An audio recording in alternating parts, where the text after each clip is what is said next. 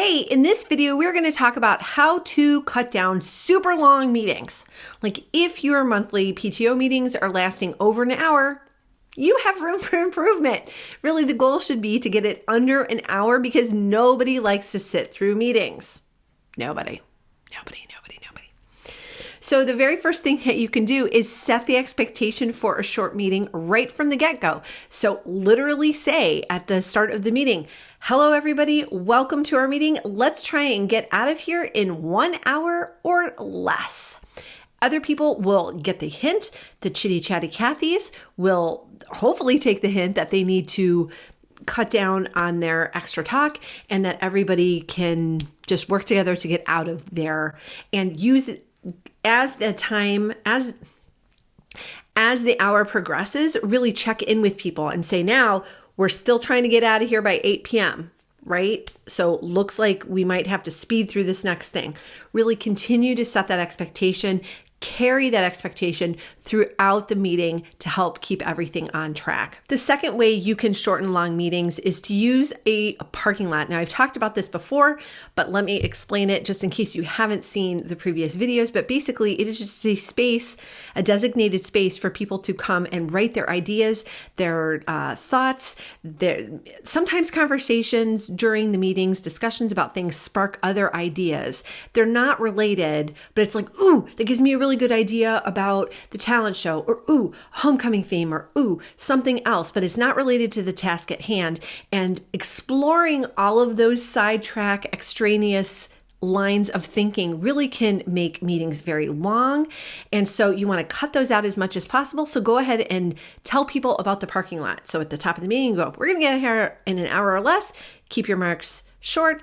Use the parking lot. So show people where it is. And the parking lot really is just a designated place in the room. So if you happen to have a whiteboard in the room, you can use that and say, here's the parking lot, maybe right up at the top parking lot, or bring in a big poster or something like that. But you can go back to those ideas later, but only if you're on track to get out of there in an hour or less.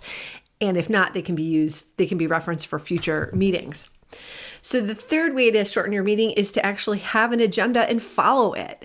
I've been to so many meetings where the president is like, I didn't have time to make a meeting or make an agenda rather, or I forgot the agenda at home. Well, honey, I don't know what you're doing because the whole point, like the point of the agenda is to have one at a meeting so that the meeting runs smoothly.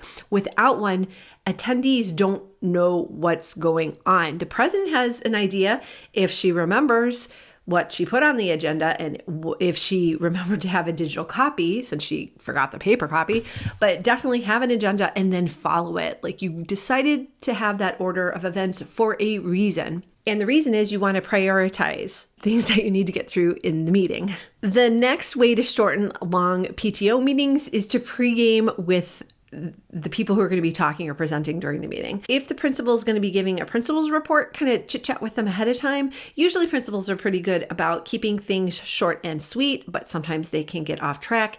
If they have money requests or like funding requests, that's a good idea to check into them with in advance so that you're not surprised by them and that you can fit it into the appropriate section of the agenda, or you can review your budget and go, oh, principal, great idea. We already have homecoming money set aside, so no need to ask for it.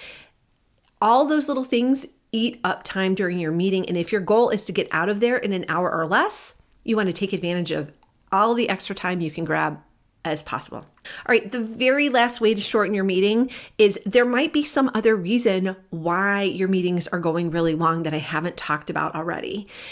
It could be just too much general chatter, or people are using it for social time rather than getting through the business and saving social time for the end. So a strategy that I've used before is to save that we're going to have a separate social time afterwards. In the past, we've gone out to a restaurant for drinks and dessert, or gone to an ice cream place for ice cream. And so that way the social people, the people who are there to make connections with their friends and to catch up with their friends, know to save all the chit chat for later, that they're going to have an opportunity to talk with people, and that the point of the meeting is just to get through the business at hand. And so we can all get on with their life. The people who don't want to go out and socialize, they can go home. that is fine. But for the people that want to see their friends and talk, then they have that opportunity and they know what's coming up. So I hope you use any of these ideas to help you shorten your next PTO meeting, and I hope it goes well. Alrighty, we have this topic all wrapped up, and so I hope you enjoyed this video and that I'll see you in the next one. Want even more guidance on how to be a stronger leader so you can run a better PTO or PTA?